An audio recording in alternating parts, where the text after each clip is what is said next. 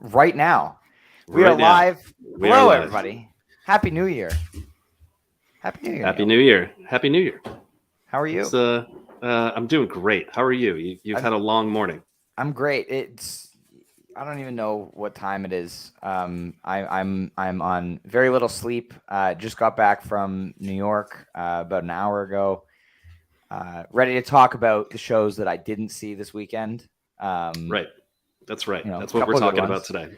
Yes, Yeah. exactly. And fortunately, we do have a couple of guests who were at the shows in Cincinnati, and we will bring them on in just a little bit. Very excited to get started. We've got a lot to cover today. We've got our 2 Cincinnati shows. We've got to do a little year-end wrap-up in fantasy, which I'm sad Brian isn't here for. But I feel like there's a bit of shame. He didn't want to show his face. There will be plenty of time to discuss that with Jive. Yes, And of we'll be course certain we to have to do talk. so.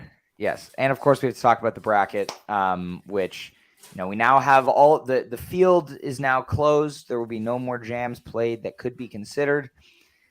So, we've got 2 days until the deadline, but we will get to that all, of course. And before we get started, as usual, yes, gameplay, you are correct.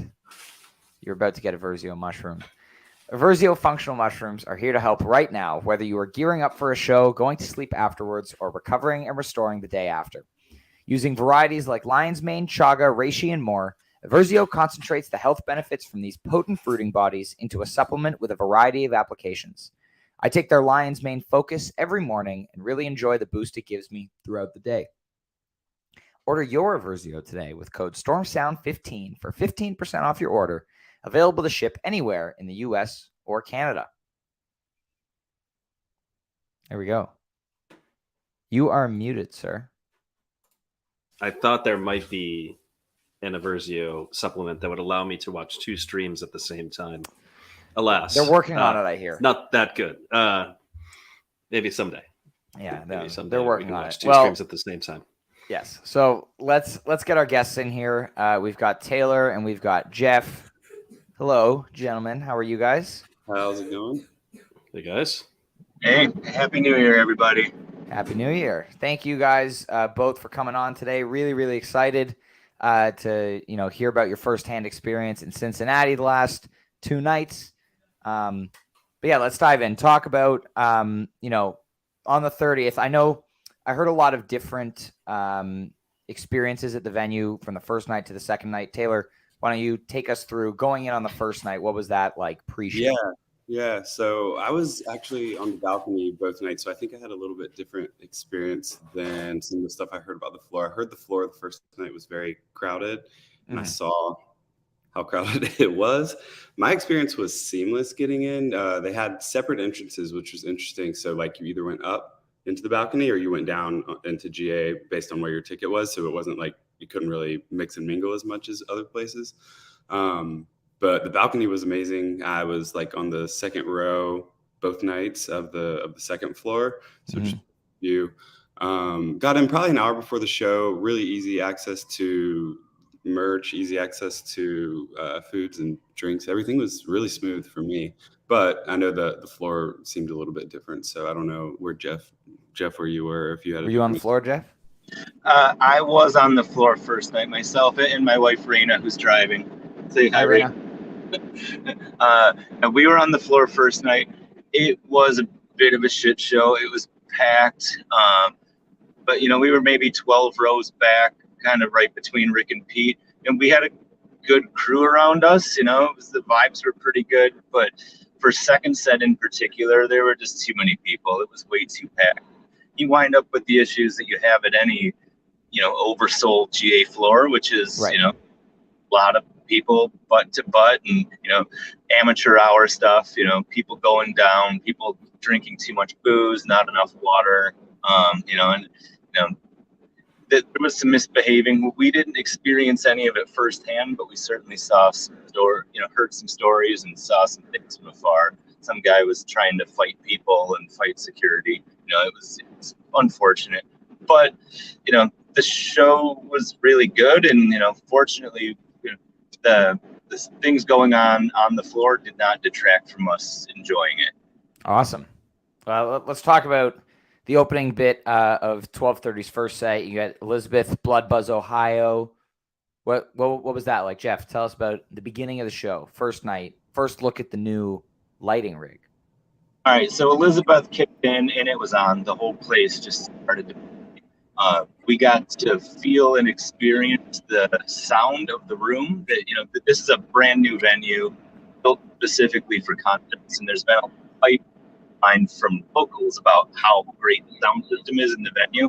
It did point. It sounded amazing in there, and Getty had a new light rig. We could talk about it a lot, but long story short, it's less busy. He had some.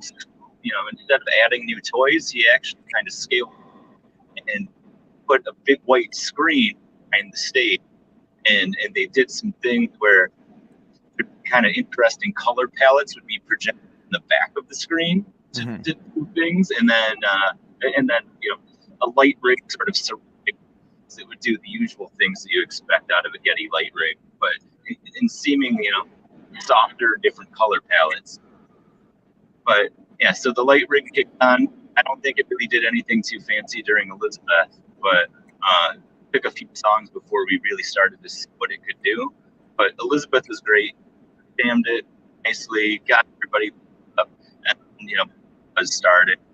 I think that if you've been following along with Goose this year, you fully expect them to play Blood Buzz, Ohio, the Cincinnati shows. Yes. Here and whatnot, but I mean. They hit it hard. It was great to see that coming so early on, and that as a big indie rock fan, that was nice to see happen. Start of the show.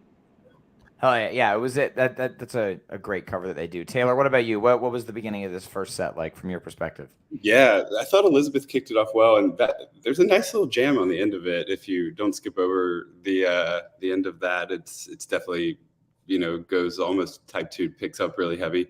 Blood Buzz was great. I was at Red Rocks when they played it the first time as well. And I've seen the National at Red Rocks probably like 4 or 5 times. So that was a cool experience just to be able to see that there. Kind of was expecting it. You saw the crowd, like the people who knew what it was were amped. The people that didn't were like, "Well, this sounds pretty neat." So I think that was a really big one. Then California Magic came, which was always welcome for me. Love that song. The Midwest song and then the West Coast song. Exactly, yeah. And I always, the first time I heard that song, I thought it was a cover. It's so just catchy and good. It just sounds like something that like your dad would play in the car when you were a kid or something. Such a good song. So that was a nice treat too. Yeah. Neil, from the couch. From the couch. Elizabeth was hot. That was a hot Elizabeth. And I think it was more Elizabeth than I was expecting. So that was killer. And that is a very, very good way to start a show. I do love an Elizabeth opener. There are some good ones out there, and this one is pretty great. And then, like Jeff, I'm a huge indie rock fan, and I loved Blood Buzz, Ohio long before I, loved Goose. So anytime they play it, it's great. What's killer here, I should have seen it coming. I kind of thought they were going to play it the second night, to be honest, but they played it here, and it was really good. And awesome to hear about this venue. These types of venues are getting built all across the country right now, where you're basically all just kind of on top of the stage, no matter where you stand. So vertical. Yeah, and it's so cool that I guess people are out there building music venues that are designed to be, like enhance the music experience, right? Which is like a long way from like Terminal 5, which is a dance club that they put shows in, basically, as far as I can tell. And I was at Terminal 5, and it was as bad as everybody says it is. And so it's cool to see these rooms. It's like the I don't know if any of you have ever been to the Fillmore Charlotte. When I saw Goose there in March, there are no good sight lines in that place. It was like 1 billion degrees and oversold. It was awful. Yeah. This place was the exact opposite, aside from the oversold piece. I mean, it was oversold, especially if you're on the floor, but there were no bad sight lines in this room. Like, that's amazing. It sounded the overhangs, which not when there's balconies, but it didn't sound as good as you don't have a balcony overhang, but still. Right. I was really impressed with how they make that sound look. How they make that room sound and look almost no matter where you were in the place. Hey, I thought 9:30 was great in March. Okay. Oh, really? I thought it was great. I was on the that's a balcony surprise. though. I wasn't on the floor. And yeah, that's well, stay tuned for our many hour long bracket episode next week when I'm gonna get shat on for talking about the DC Wisteria for a long time. You will. That's I mean, gonna be a lot I of fun. think it's inevitable. I'm gonna talk about it. Wisteria. We get love shat you. That's why we tease you. But it is a great Wisteria. So anyway, back to this show. Yeah, back to the music. Yeah. Yes, back to the one we're actually talking about. Second half of the first set, we get Seekers. First big jam of the night in Echo and Turn Clouds. Taylor, tell us about this segment. Yeah, Seekers. I feel like when that one comes on, the whole room usually lights up. It's just always welcome. Such a good one. You're talking about part 2, right? Yeah. always about part 2. No, I won't start that controversy here. I thought when it goes into part 2, you just can't deny the energy in the room. It was great, and like I said, always welcome there. But the Echo of a Rose, I would venture to say it was my favorite jam of the weekend. I really enjoyed the improv there. I think we were talking about maybe a little earlier. It was just like very seamless, extremely different segments, but it didn't feel forced in a way. So if you go back and listen, you'll find yourself in very different places within the jam. Mm-hmm. There's never really these pauses where you're like, they're trying to think of where they're going to go next. It was just extremely seamless. I really enjoyed that one. I actually went back and listened like 3 times yesterday when I was walking around Cincy. Nice. So it was kind of my vibe of the weekend. So great jam there. And then Turn Clouds, I was surprised to see him play another song. So that was awesome. It kind of almost felt like they tacked that one on the end. And yeah. That was my first Goose song I think I ever heard. So that one's always fun. Oh, nice. Yeah, and I feel like Rick's, again, the new meteor tone that we've been talking about a lot recently, I felt like that was really on display in the Echo, strong jam. Jeff, what did you think of this second half of the first set? I'm going to echo Taylor in that, I think that Echo... No pun intended or pun intended?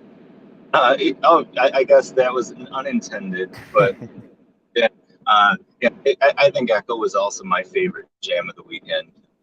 It was multiple parts. It was really awesome part that showcased, kind of like that sludgy riff rock thing that Rick is really starting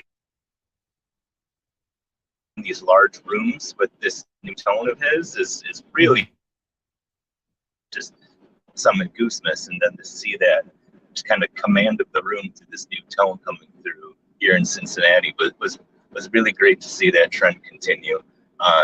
Then there was another second jam to that Echo that was really cool. And something else notable about this Echo is this is when I think the light rig really started to kick in, and we started to see things do more with projections other than just the lights themselves. And it's hard.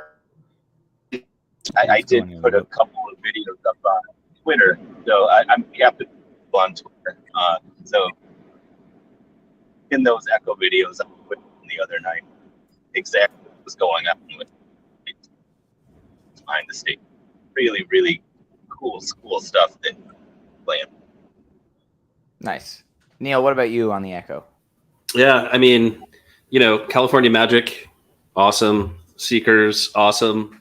There was a little bit of a live set list posting snafu there where Jive tricked me, but we're not going to go into it. Oh, yeah. So here's the thing about Neil when he does the set lists. I've done this once or twice before, but when Neil is doing the live set lists, our good friend Jive Goose likes to fuck with him in our group chat by by messaging the wrong song as it starts. So something like, when they started Mist, he was like, "Oh, Creatures," or when they start Seekers, he's like, "Ooh, Travelers."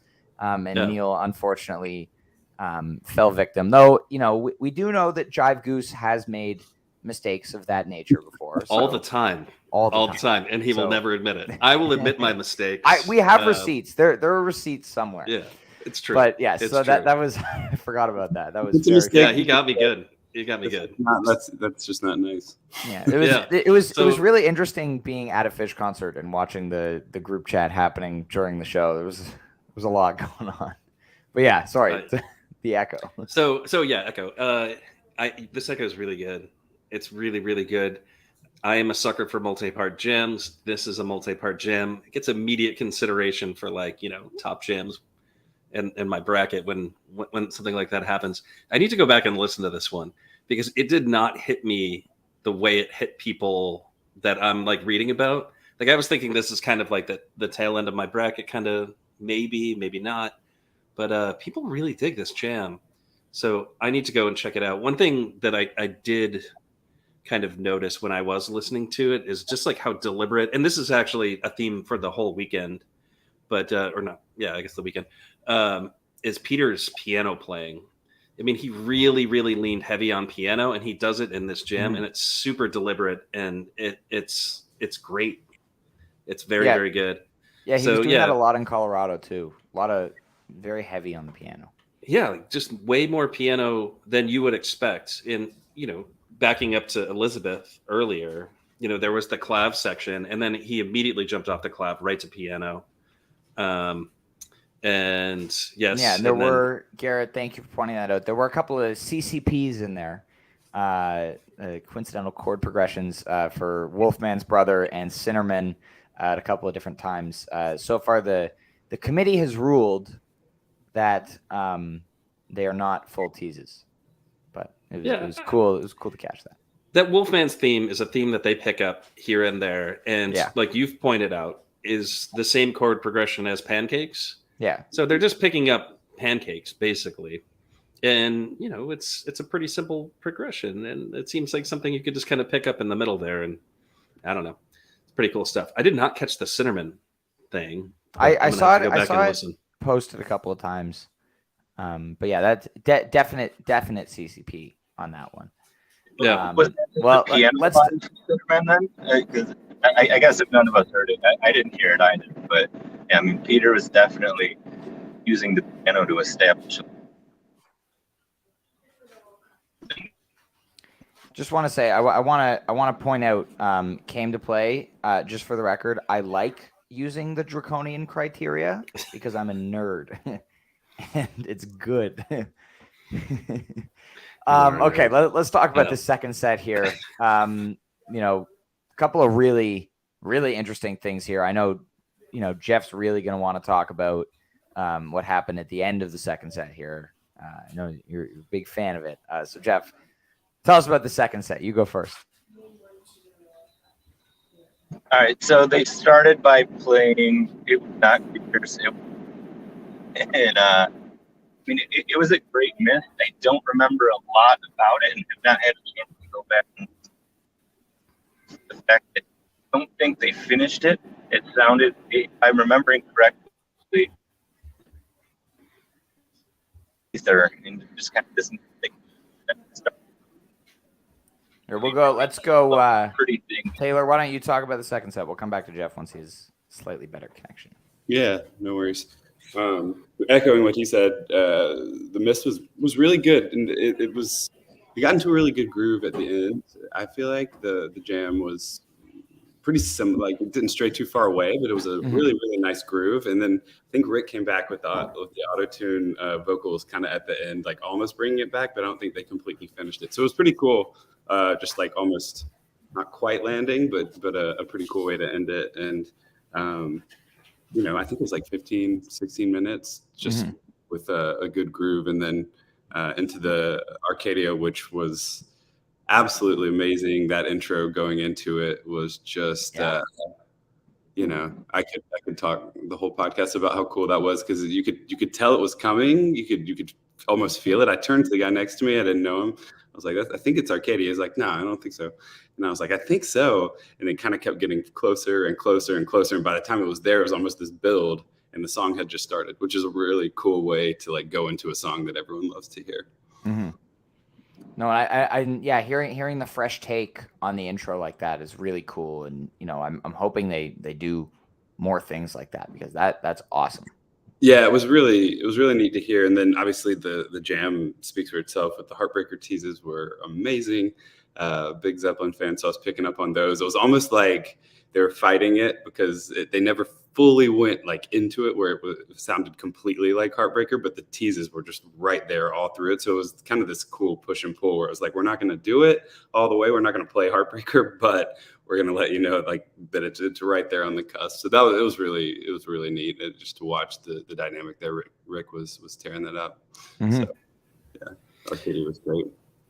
That Arcadia, let me tell you, after getting Haze by Jive and messing up the live tweet of the set list, and then they start playing that thing, and I was like, what the fuck is going on? Like, I just what is this? I was sweating bullets, and I was like, I should know what this is. This sounds familiar to me, but I have no idea what's going on right now. It was gorgeous. I really wish I wasn't live tweeting the set list, because that probably was really cool to listen to and like not like, text all of your friends and say like, what the hell is going on? Right.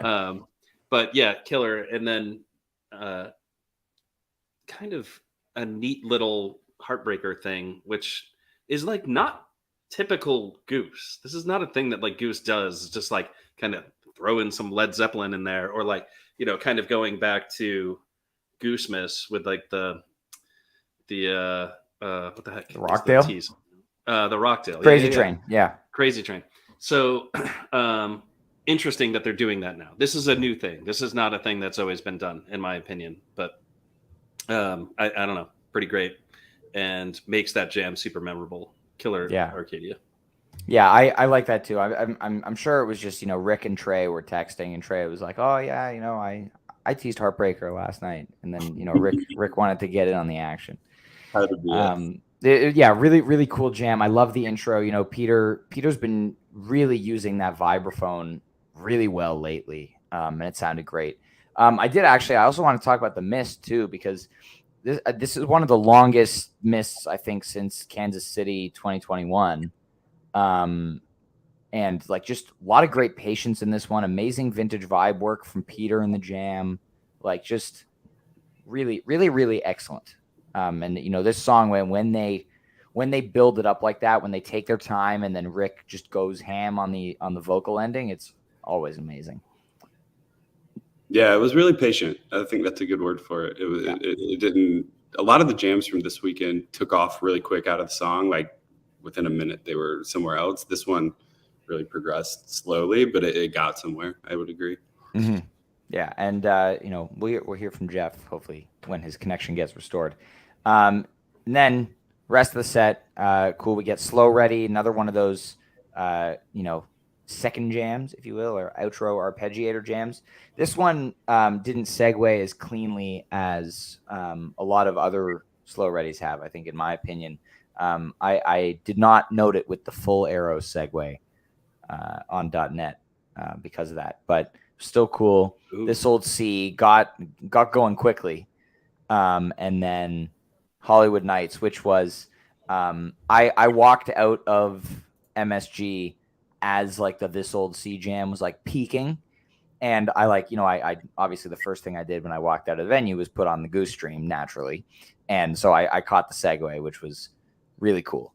And love that song. And now that we're talking about Hollywood Nights, Jeff, we got you now?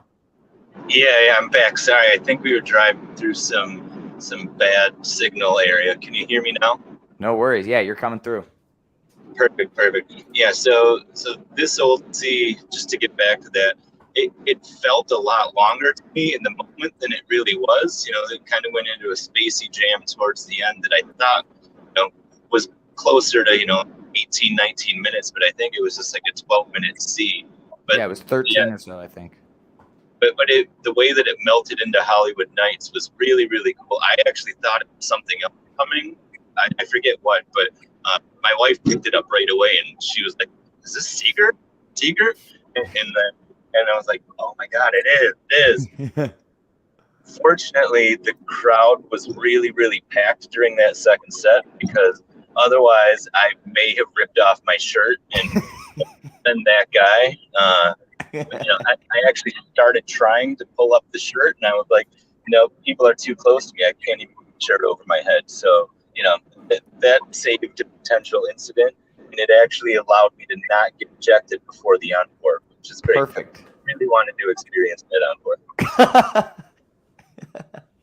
It was Jeff Engborg, wasn't it? Yeah. Jeff Engborg encore. Yes. Yeah, That's what was on the set list. So that's what they played. Yeah, Hollywood Nights is great. I loved seeing it at Mohegan in November. Happy they brought it back. I think this is a great song to segue out of a jam like that, This Old Sea or the Arrow at Mohegan, and I hope it pops up fairly frequently in this kind of slot. I think it keeps the energy high out of a blazing jam. It's pretty cool. Yeah, I was not expecting them to do that Seeger cover again. I hoped I would one day see it, but did not see it coming there. And really nailed it. Rick didn't break a string this time and got to, use all for his solo. And solo at Mohegan was great too. But, I think they really they nailed it on Friday night. You were a happy guy. Taylor, what about you? What do you think about Hollywood Nights? I thought it was perfect way. This Old Sea, the jam that came out of it was so different than the song proper. It was almost like dark, and there's good like energy building, which was so different than This Old Sea song. And then that Hollywood Nights segue was almost just like the icing on the cake coming out to end the show. It was just a really, really cool exclamation point on what I thought was probably my second favorite jam of that night with This Old Sea. I really, really like that one. If you haven't, for people who haven't gone back to that one, it's shorter, but it's powerful. Yeah. So I loved it. And then, as you mentioned, Jeff, they played a Jeff Engborg encore, and so we don't. We can. It's always nice to see Jeff Engborg come back. Yes, I love Garrett's comment. Butter Rum Doobie. That was it was a pretty big gap on Doobie song. I believe. Yeah. Last played August. 35 show gap. Yep. Last played at Dillon. Only the fourth time it's been played this year, but the other two were in January and March. So long gaps for Doobie song, and it's I think it's pretty much always in the encore these days. Yep. Well, they knew Jeff was coming, so they set up that Doobie for him, and they were like, "Do we give Jeff a Jeff Engborg, or do we give him a Doobie? Butter Rum Doobie, Butter Rum Doobie?" And they just we got to do the Doobie, and congrats, hey, Neil, man, that you got your Doobie. Hey Neil, do you know what other show from this year has a Doobie song encore? Oh, I should know. Wait, there's a great. Was it DC? Maybe. Yeah. Let's talk about last night. New Year's Eve. I really like that they decided to do 2 sets this year instead of 3. I felt last year's New Year's show, they kind of tried to shoehorn a 3rd set in for the sake of the spectacle. And I think it was just kind of like, okay, they played a 50-minute set. And I'd rather hear, I think most people were talking about in the last couple of weeks leading up to this, we'd rather hear 2 longer sets than 3 shorter ones. And I think they pulled this off. But what was the vibe like going into the show last night? Jeff, start us off. So last night we were up in the balcony instead of on the floor, and a whole different scene up there. It was kind of there was room to take your shirt off. Yeah, I would have had room to take off my shirt, but I chose. And it was a festive atmosphere. Saw a lot of people around before the show that night. I saw Haps before the show. Saw some other folks. I won't go into who I saw, but but it was festive. It was New Year's Eve. People were dressed up and they were there to party. I think you had a few more locals just coming out. Because it was like something to do for the night, and walked away very, very impressed. I know some people I was sitting near. Even though they had to leave early to get to the sitter or whatever. They were blown away. But yeah, it was a good vibe in there. It felt like a New Year's vibe. If you've ever been to a New Year's show, I have now. Taylor. Yeah, I would agree. I sat by some locals, their first time seeing Goose, which was cool. It was almost like people in town, you know, having this big of a show come into town. They're like, we got to check it out. They left definitely fans when I gave them a hug and told them Happy New Year's goodbye. So that was pretty cool. Yeah, festive is a good word. I love I'm a big indie rock fan too. I love the music before. They were playing a bunch of Fleet Foxes. They were playing a bunch of just like music that I love. Big Fish fan, big indie rock fan. So like seeing all of this merge together is always just really neat. So yeah, good atmosphere. Easy in and out. Like I said before, it was this venue. They have it down pretty well, especially on the second night. And they had more water last night, and you could bring in water. Yeah, they were giving it out in wagons. They were wheeling it around, throwing it to people, which was great. Staying hydrated. Yeah. It's the key.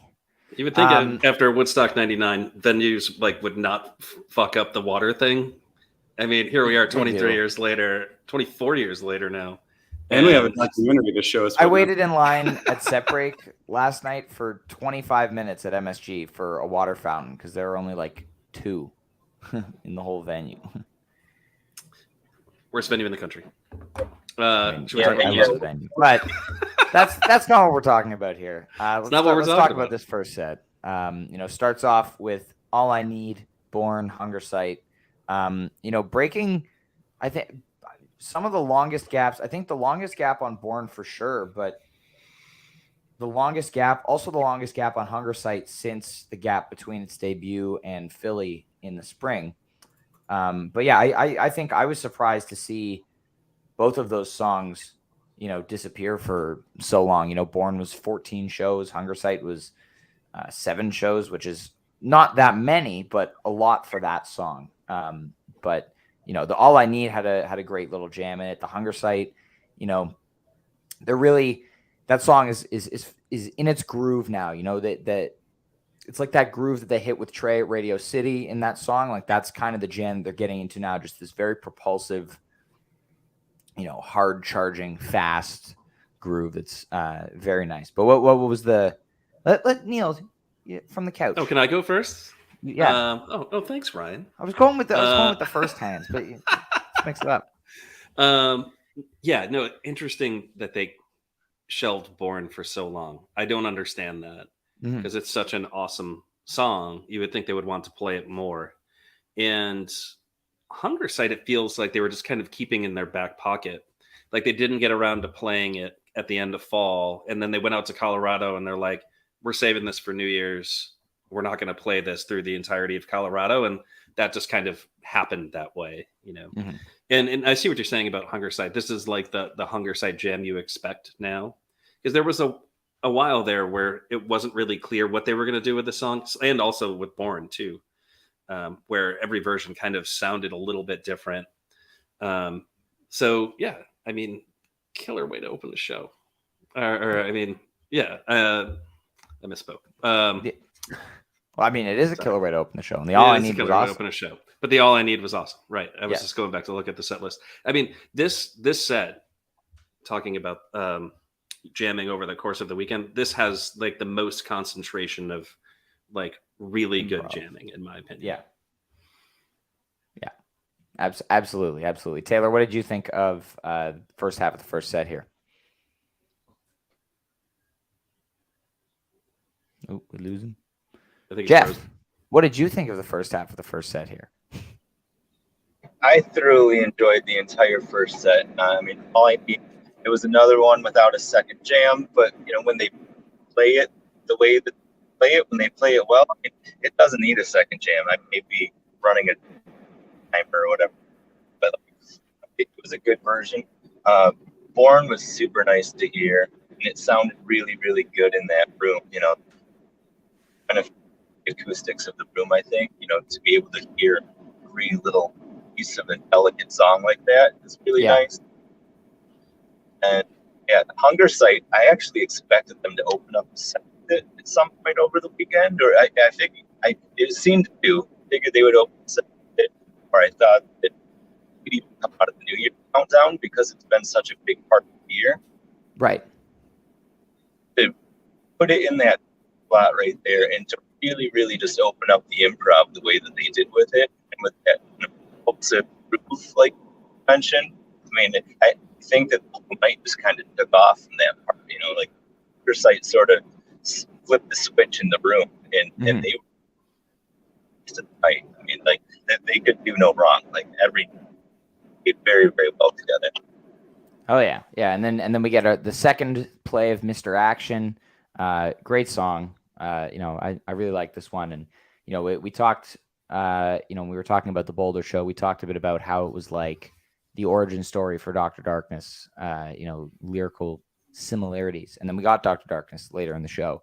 But yeah, great to see this pop up, and then Straight Burden, big version last night.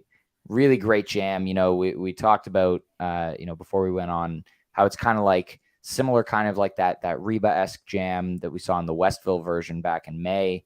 I also thought the ending, the last section of the jam bears a lot of resemblance to a Flea jam, which is a similar kind of 2-chord thing, but it felt like just a more rocking version of that there. But really, really excellent Redbird. And I think if there's anything from the weekend that's going to end up, more towards the middle of my top 64, I think it's this jam right here. And then the drive was cool. Another kind of shorter version, still no O's. We please bring it back. Straight to the second jam. It was a great drive, though. It was a great drive. Yeah, it was a great drive. I thought it was a really good drive, and I thought it was unique as far as drives go. Had a couple different components. You definitely got a bit of the Peter rhythm guitar. You got a bit of Peter on piano, and yeah, pretty unique jam. The Redbird, though, can we talk about this Redbird? Because this is the one I bet was excited to talk about. Yes. So this second jam in this Redbird, very, very similar to the Westville Redbird. And now it has me questioning everything. Like I need to go back and listen to Westville Redbird, and because I don't have it in my bracket. 2 days, Neil. I know. And so if I like this Redbird so much, then I got to go back and listen to that Westville Redbird because they do feel somewhat similar. This kind of did have 2 distinct parts, which I really enjoyed. I think a bunch of people were talking about patient jamming this weekend, and this Redbird is the prime example of that. The first jam, the typical kind of Redbird type 1 jam that happens coming out of the lyrics, it's just they're building it one piece at a time, and everybody's kind of throwing something into the pot to kind of make this thing. And it's killer. It's so good. And I love listening to them when they're jamming in that way. And then it kind of drops down to a very silent part, and they do it all over again. They just keep building piece upon piece upon piece.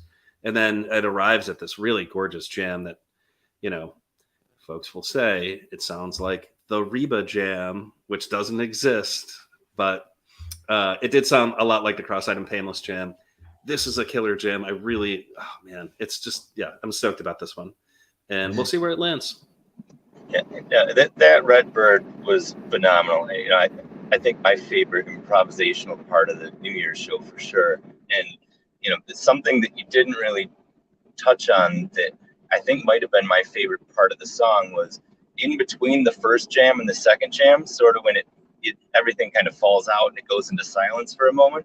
There's almost this couple minutes of just post-rock jamming that starts to have rhythm building up underneath it. And it's not the Cross-Eyed / Reba jam yet. It's just this really patient, gorgeous post-rock jamming. And I was just in a state of pure bliss during that, just couldn't believe it. And then when they started going into, what it ended on, I was pretty sure it was a Cross-Eyed intro for a while. And so, I was actually fooled to the point where, when they dropped into Drive, I thought it was going to be Cross-Eyed. And I was like, oh, no, they're going to do Drive instead. This is great. But I was fully expecting it to be Cross-Eyed. And I don't know if I was wrong in that or what.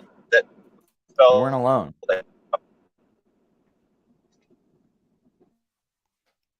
But yeah, that was a great jam for sure, 100%.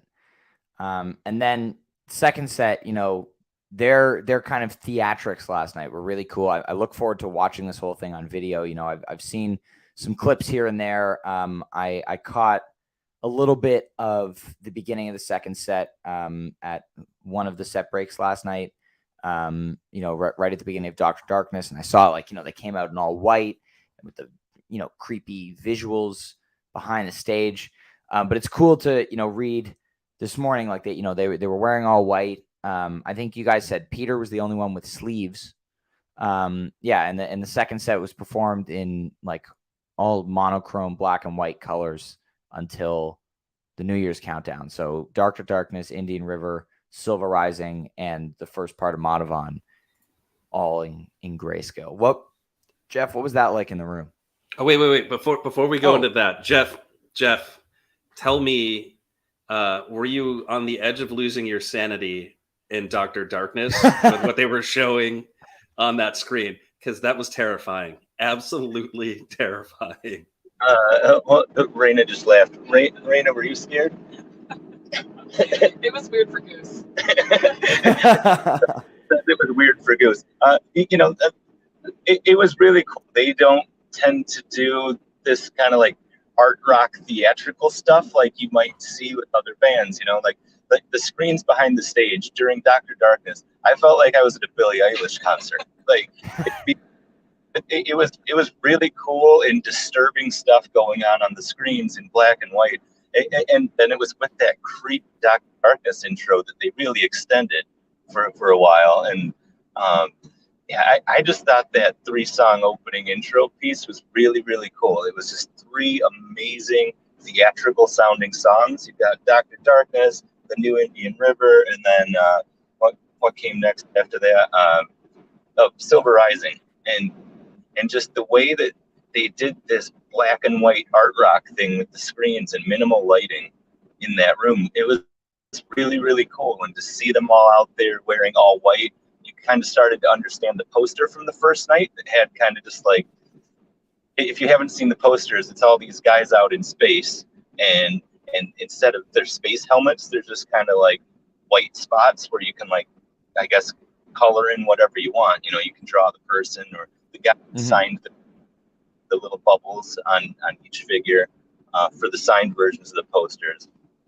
But yeah, it was just really, really cool to see them experimenting with that kind of, it's different. And, kudos to the entire team that came up with this, because I thought it worked. And the song selection with it really worked. It was just highlighting these fantastic songs, but with this whole new thing behind it that, it was cool. It really worked to me in person. Yeah, that's awesome. Taylor, how about you? Were you super freaked out by the Dr. Darkness visuals? They were pretty creepy. It was definitely one of those moments where looking at it in the moment, you didn't really know what was going on. And then looking back, it was almost like Wizard of Oz type moment, where you're black and white and they take you into color and the songs make sense now. So it was pretty neat in retrospect as well. But yeah, in the moment, it looked really rad. I thought, I agree with Jeff. It was just really well executed, and thoughtful would be the word I would use.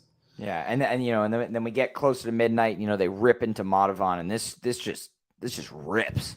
The Madhavan Auld Lang Syne Madhavan. It's just like close to, I think it's like 18 minutes or so total. It's absolute like just heat. And when I threw this on this morning for the first time, and I just heard the way that Rick just tore into the Auld Lang Syne riff without missing a beat, and the way that the band went through that was just really good. That's interesting, Garrett. Thank you for that. It was told that soundcheck both nights they did the regular, like the slow Auld Lang Syne. So really cool that they did it quickly during Madhavan. Taylor, what did you think of this? And was it immediately evident when they returned back into color? Was it then like oh my god, like that's what's been missing for the last 20 minutes or whatever? What was the New Year's drop? Yeah, like? I think so. It was one of those where I didn't see Auld Lang Syne coming because of how heavy that jam was going at the time. Yeah. It was just, like you said, it was ripping. So it almost forced the Auld Lang Syne to be this just like energetic, very Goose indie groove like Auld Lang Syne, which was very appropriate. And then when the color comes in, you're just, because the countdown happened in black and white, and then the lights came in, and you're like, oh my God. So yeah, the balloons came down. It was weird to see pictures of no balloons at Fish and balloons at Goose, because that hadn't been done. There was a lot of confetti. That's what I heard and saw. So yeah, well, it was definitely one of those moments. But the note for me was on the Auld Lang Syne, which usually is just a moment and then they go into something else. But they really integrated it into the jam. They almost made that Auld Lang Syne their own in a way. It was really cool how they did it. Yeah, it felt very organic. Nice, Jeff. Yeah, I mean the countdown was awesome. I mean, even just what was happening on screens with the numbers counting down. I mean, it just looked cool. And then that moment when they hit 0 and they started Auld Lang Syne and it switched to the full spectrum of the rainbow and colors. Yeah, I mean, it just really just changed the vibe. I thought it was a cool way to just energize everybody into a new year. Like, hey, welcome to 2023. Like all the colors of the rainbow are here. And Taylor, I think you mentioned Wizard of Oz, and yeah, I hadn't thought about that, but now that you mentioned it, it was very much like that. Like start off in black and white, and move into full colors. But he sounded so good on that. But particularly, I mean, just that was an amazing example of like how he's able to room right now with and with that tone and just. I mean, my jaw was slack-jawed through pretty much that entire sequence. On the floor, yeah. Neil, what was that like from the couch? Pretty good. I was getting strong pressure from at 902 Vickers to note the 1231 93 Harry Hood tease in the middle there and not call it Auld Lang Syne. But no, this was good. It was a really good jam. And yeah, it just had fire to it. The interesting thing that I'm starting to realize with Rick is it's not just his tone that's kind of changed. It seems like he's playing with more ego. And it was like one of the things that I think when I got into this band, I think one of the things that attracted me to this band was the way that Rick plays without ego. Like he's not the big kind of ripping guitar player that steps to the front of the stage and, I don't know, like holds a note for a minute and a half and kind of does this stuff. But now he's kind of doing those things and I love it. And this jam is indicative of that. Not as much ego as Graham. Yeah, I like maybe it's just like some playing with Graham, and he's like, you know what? Fuck everybody else. I'm just gonna step out here and do my thing. And I think that that was great. And I think when Rick really steps to the front and just lets it all hang out, it's amazing. And that's what you got here. Yeah, it was excellent. And the official announcement of the Always Almost There bracket ruling on this Modavon is that they will be not counted as one jam. If you would like to enter this on your bracket, you must only enter the first 12 minutes of Modavon or the last 2 minutes or the minute and a half of Auld Lang Syne on their own. We are choosing to uphold the segue precedent. Don't shake your head at that like that, Neil. It's just not a big deal. Just, you know what? I don't know. People in this community care. You may not, but people care. Well, we'll see. Yeah. Folks will do their brackets. But anyway, I don't think this Matavon ends up in mine, so it's a movement. No, but in any case. If you do put it in your bracket as all three, it just will not count. So don't waste a ranking. All right. And then set, continues after that. I feel like Empress is the perfect song. They did this post countdown last year too. It's just like, this song is just like happy. Just great. And then great jam on this one too. Nice organ work from Peter. I think, Neil, you were talking about like kind of a jazzy vibe last night. Was I? I don't remember what I was saying last night. It was pretty late in the night at that point, Ryan. We'd have already had champagne. So details are foggy when we get towards the end of the show. What do you think I was doing at the time? Well, you heard the show this morning.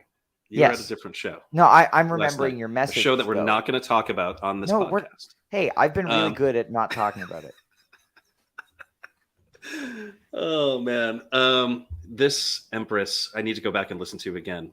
It's long, so it's got a lot of stuff in it, and details are foggy. Yeah, I'm dropping big takes here. It's got a lot of stuff That's No, you know, I was kind of- saying Garrett's Oh, Garrett's big Garrett. hit here. The best Empress since 6/19/21. Interesting. That might be true. I mean, I don't know how many great Empresses there are in between those two. There's a couple, but There's some. like what sticks out? It was like Houston or something like that from Yeah, it was it was Austin. Austin. 11, yeah. 12, 21, and I think San Francisco from this year. Yeah, also good. But yeah, when you get an Empress that long, you get really quality soloing, and I think we got that last night. You know, Peter, this is Peter's opportunity to go and do whatever the heck he wants for a good segment of time, and yeah, it hit. Yeah. Well, let's talk about the whole rest of the set here. Thatch and Dripfield too. I mean, Thatch. It's Thatch. It's Thatch. It's Thatch. Killer. That Not song's 20 so minutes. Still not 20 We'll get minutes. there. It'll happen.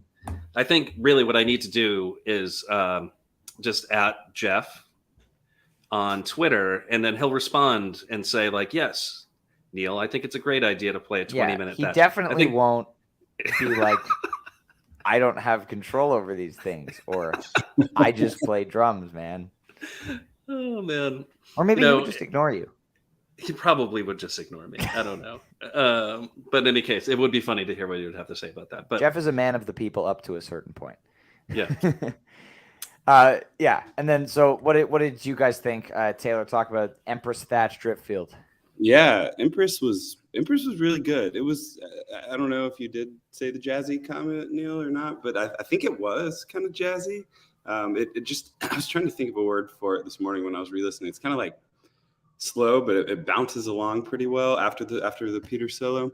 And then it's almost, Rick gets it back going with this almost drive-like, kind of like that groove that he does in Drive where the guitar goes pretty fast, almost like a Talking Heads type groove towards the end. So it has a lot of, as Neil said, it has a lot of stuff in it, and a lot of stuff probably worth listening to, I would say. It was good. And then Thatch, I mean, I don't remember a song being this new that I like this much in a long time. I've only heard it, I heard it at Goose, but it's almost like one of those you feel like you've been listening to for years and love it. So I'm looking forward to them jamming this out. I thought last night, it was towards the end of the night, I was like, yeah, that one got jammed. I looked this morning, it didn't. It's like when Fish plays Tube and it's like 5 minutes and you feel like it's 20. Yeah. It's like one of those, you just like the song that much. And then Dripfield, always great. It was, a little bit shorter. I think they were against the clock a little bit, but Peter and Rick had a cool little like solo off, almost guitar, piano off for a little bit, and it had a nice jam at the end. So I thought that was pretty cool. Yeah. Jeff, fourth quarter. Fourth quarter. Yeah, I missed the Empress talk, but I kind of actually had to sit down for a while during Empress, so I won't talk much about that. But Thatch, yeah, I mean, I want to shout out Trevor on Thatch because he sounded in that room. I mean, just Thatch in general sounded great in that room. I thought better than it did at Goosemas, and it sounded good at Goosemas. But Thatch popping on that type of sound system was super, super impressive. And hearing Trevor's like clanking bass noises through that was really impressive. It went right into Dripfield, which is another, big chance for Trevor to shine with deep low bombs. And it was a pretty cool fourth quarter. I thoroughly enjoyed myself. Hell yeah. Awesome. Yeah, it was a great way to close. And then, we get a first time cover debut, another David Gray tune, this year's Love in the encore, and then Animal to close, which I feel like, you can't go wrong with that. Yeah. If you didn't see that coming, then I don't know what to tell you. Yeah, I hit pretty much a guarantee. Last night. Yeah. But yeah, it was like going to be that or Hot Tea, right? To close out the show. I'd rather Animal in that slot, quite honestly. Oh, totally agree. I mean, encore that literally shit. Every slot, I would rather have Animal than Hot Tea if it's one or the other, just for like a little bit. It's not that I don't like Hot Tea. It's just that they've played it an awful lot this year, and I'm quite tired of the song. It's like hearing Hey Ya again. It's just like I've heard the song a million times in my life, and it was really damn catchy the first time I heard it. But like, I don't know, it's a little bit too much, tea. So Animal, cool, and then this cover was unbelievable. again, live tweeting the set list really kind of interfered with my ability to enjoy this one because I was panicking because I was not familiar with the song. Okay, I saw your message and I sent you Garrett's tweet within like 30 seconds. Yeah, I was panicking for roughly 30 seconds. Oh, okay. Yeah, so good on you, Garrett, for the help there. Garrett's on fire with these comments today. Hot tea has become hot start to the car. But yeah, thank you, Garrett, for tipping us off there because I never would have got that one. David Gray, not a thing I listened to. So killer though, killer cover. Yeah, I thought it was a good for that placement. I mean, that CD didn't leave my CD player for like a year and a half, probably back around the time it came out in 2000 or so, whenever that was. So to have them go into that, it just set a whole vibe in the whole room, and people seemed really, really into it, and it created a cool vibe. But at the same time, I don't think anybody there knew what it was either, because I told 360 degrees of me, like, oh yeah, it's this David Gray song, it's this David Gray song. But yeah, it was the cool people knew. It set a vibe. The cool people knew. Taylor, what did you think of this year's Love and Animal? I haven't seen this notated anywhere, but Jeff, I see. You may want to go refresh lgoose.net now because it says it. Oh, it does say that now. Oh, great. It's always said it. I didn't just update it. It has always said that. Noted. God. Anyway, Taylor, what were your thoughts on the encore? I was a big David Gray fan in high school, so hearing this, I didn't know it was the first time they played it until today, but I thought it was really cool. And just, with it being the new year and this year's love, like I thought that was a cool touch. It's an emotional song for me. So I thought that was cool. And then going into Animal after, washed away the emotions and you got to dancing again. And I thought that was a great way to end the show. So I liked the dichotomy of the kind of slow, sentimental tune into Animal. I thought that was a nice choice. Yeah. Amazing. Well, thank you, Jeff and Taylor, so much for being on the pod today. We really appreciate you guys coming on. Glad you had a blast in Cincinnati. Hope we see you guys at a show this spring for sure, and look forward to you both getting involved in the bracket. Yeah, thanks for having us. It was a pleasure. Yeah, can't wait. Yeah, thanks. Appreciate you having us on the call. Thanks, guys. Of course, anytime. Yeah. Talk to you guys Get soon. those brackets in. Ryan will show up at your house. I will. Well, and we have a couple more non-Cincinnati related topics to touch on. I know. I'll let you brag first. Well, I'm going to save kind of the victory lap for when we get on with Jive again. But Fantasy Goose 2022 season, I'm the winner. And I think we all saw that coming, right? Yes. So I would like to point out, though, hooray for me. Top four are you, Brian, Danny, and me.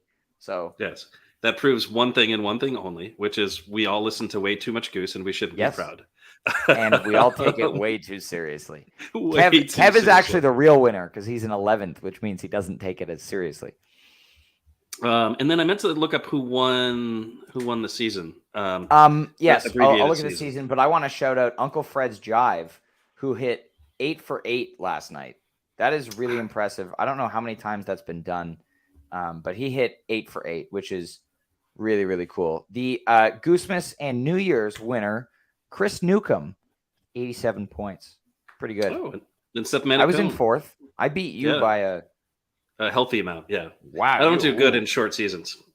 Wow. I never do good. Yeah, I know. You need a lot of dates to have I've got a formula last that works. Minute comeback. But yes, we'll talk more about Fantasy Goose on our big bracket episode, I'm sure. Yep. As we always do. Wow, Lisa Borden, what a great question. When are brackets done? Asking for a friend. I know you definitely have a top 64 Goose Jams of the year. For anybody who is not aware or needs a reminder, get going on your rankings. Google form you can find at ryanstorm.substack.com or check out on our social media accounts if you have not gotten a ranking spreadsheet yet. But those are due on January 3rd, which is Tuesday at 11:59 Eastern time. So get those rankings in. We're going to be finalizing the bracket later this week and getting it out hopefully next week, which is going to be awesome. We will be announcing next week. We will be announcing our bracket prediction contest like we did last year, and how the voting is going to work over on Twitter. It's going to be fun. I can't wait to see how this bracket looks in a few days. I'm excited about it. I mean, I think more thought has gone into this bracket than ever has gone into any bracket. I think I can say that. We have, we crowd seeded the 2020 bracket back when it was just Brian and I doing it. And we had, I think, 20 people requested spreadsheets, and we had 11 submissions of rankings. And this year, last year, the 5 of us did the seeding ourselves, but this year we're crowd seeding again. And we have 180 spreadsheets have been sent out, which is so exciting. So even if only half of the people turn them in, we have a huge, huge pool of people getting involved. And we love that everybody's getting involved. So please, if you would like to get involved, get involved. Please get involved. Please get involved. It's exciting. But yeah, so just to finish the thought, I think the crowd seating that's happening, I think the work that we've done leading up to that, best bracket ever so far in terms of the amount of effort that's been put into it. So I'm excited about that. Yeah. Excited to listen to way too much Goose every day again. Well, I mean, like are we going to do 2 for the first round? Yes. We were going to announce that next week, but it's really not important. We are going to be to expedite the process a little bit, because I know we heard last year, especially, some people were like, "Oh, it's a little slow," even though it only was 2 months. So for the first round of voting, we are going to be doing 2 polls per day instead of 1, which means we will be able to shave off 2 weeks. Right, and then hopefully we finish in time for tour. That is the goal. As long as we get our shit together and get it started on time, we should be able to pull that off before tour starts in March. Now we have no choice but to do it, because we've said it on the podcast. You put it out there. So we got to do it. And so you will be hearing from us in a very, very long formatted episode next week. I keep saying this, but I'm expecting it to hit 3 hours. So prepare yourselves. If you want to go listen to our episode from last year, it's 2.5 hours. We go through every single matchup on the bracket. We're going to be doing that again. We're going to talk about fantasy, obviously. It's going to be lots of fun. And obviously, we'll be back here live streaming in 2 weeks after their performance of Playing in the Sand. If anybody watching or listening is going to Playing in the Sand, we'll be seeing Goose and would like to be on the pod the next day broadcasting from Mexico. Send us a message on social media, because we would love to have a guest who's going to be there. But that's going to be exciting. Very excited for the band. Stoked about that one. I mean, it's the birthplace of Moby, right? I know. It happened there. It's a big deal on that stage. There's magic in this place. 20-minute Moby is coming. Yeah, man. Moby. Yeah, we'll see. Well, everybody, thank you so much for tuning into this episode. Went a little lengthy today, covered 2 shows. It was great. Our final 2022 day after show. We really appreciate everybody who has been tuning into these since we started doing them at the end of August. Looking forward to many, many more amazing Goose shows in 2023 and beyond. We will see you